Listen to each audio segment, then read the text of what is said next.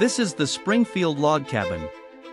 It was built as a school for blacks in the Springfield community of Taliaferro, pronounced Taliaferro, County, and operated as such from 1937 to 1955. We believe it to be the only freedom school in Georgia.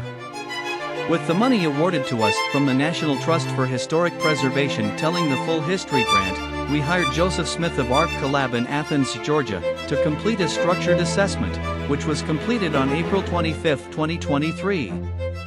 It tells us the condition of the building, what materials can be used to restore it, and how to maintain its historical status while making improvements. We are having a problem with our north wall, in trouble of collapsing.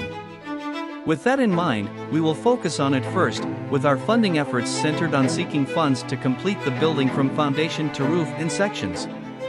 North wall, middle sections, and south wall.